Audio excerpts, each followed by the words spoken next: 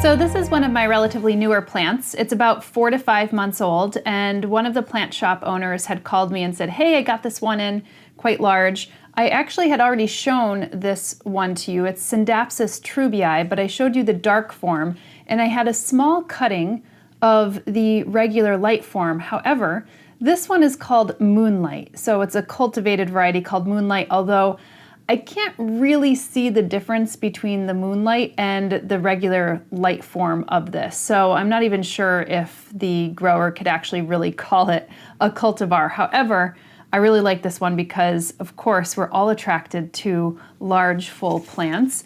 And I have this actually now growing in my northeast facing window in my bathroom.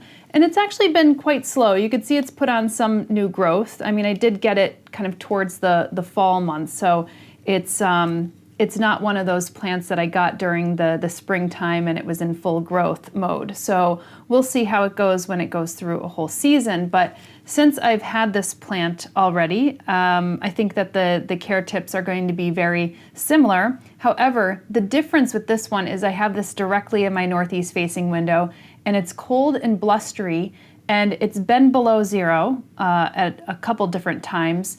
And it's right up on the window, and it seems to have been doing well with colder temperatures.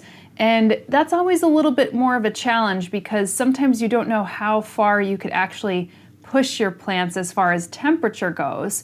Both if you have it, like, for instance, on a heating unit, which I do with some plants, which you're going to see, and if you have it near a cold, blustery window. Case in point, I had Apicias, completely different plant, completely different family, does not do well in cold temperatures. I had that right up against my window and did not like that in the winter months. But this one seems to be doing fine, at least with somewhat below freezing temperatures up at the window. So I just wanted to kind of throw that out there because this plant is actually native a little bit more to kind of Java, Borneo, that Indonesia area. And I've seen this growing all throughout Asia.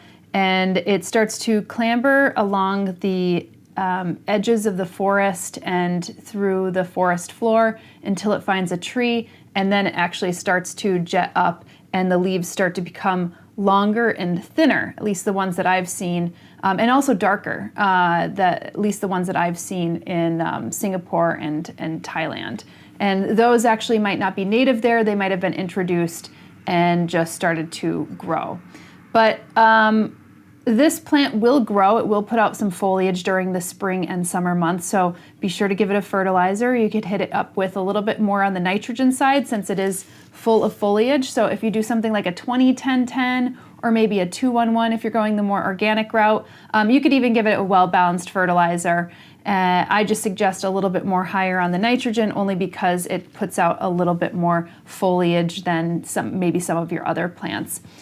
And what else can I say? I've had no pest pressures. I've been growing the Scindapsus treubii dark form for quite some time, and I also had the regular light form as a cutting for quite some time as well, and I haven't had any pest pressures. It kind of goes in with my philodendrons, like it just doesn't get any pests. I mean, knock on wood.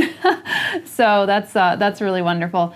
And again, this has like a little bit of a thicker leaf. I know you probably can't tell from here, but it has a thicker leaf and a nice shiny cuticle. So even though this might actually appreciate a little bit more humidity and you might water it a little bit less, it doesn't need high humidity at all times. And as far as just the soil goes, I have this primarily in the grower's medium. You could see it's just kind of pretty much in the grower's medium, and I kind of put this in the pot. And that's like a little bit more of a peatier mix, although if this gets a little bit larger, I'd probably throw in a little bit more perlite into the mix just to give a little bit more of a well-draining substrate. And some of these plants, some of these leaves I could see are a little bit curled. This is also shoved up against my window, so it's getting like flattened in some cases. And some of the cold might actually be causing a little bit of frost damage now that I see it on this one. So you've got to be a little bit mindful. If it falls a little bit more below freezing temperature, then I'll probably have to kind of move this away from my window space. But otherwise, great plant. It's going to need to be staked a little bit more, or else like you'll start to see these leaves right here, I could show you, are already getting a little bit smaller. And these leaves have a tendency to get smaller if you're not staking them. They'll go revert back to their juvenile phase. So I do know I get some questions on my channel about like, why are my leaves getting smaller? That could be for a variety of different reasons, but the way that these are getting smaller is probably for the fact that they're no longer staked and they need some place to grow. And so they're going to start searching for a place to grow up on. So that is just a really good tidbit of information. But otherwise, great plant. Haven't seen this in the market, which is why the garden center, I think, called me and said, hey, we have like one on stock. Would you like it? And I was like, yep. And I wasn't even home, so that was really nice. I got to reserve it and came back and got it. So like I said, I've had this for a little less than half a year, but it's been a great grower, and I really love this plant.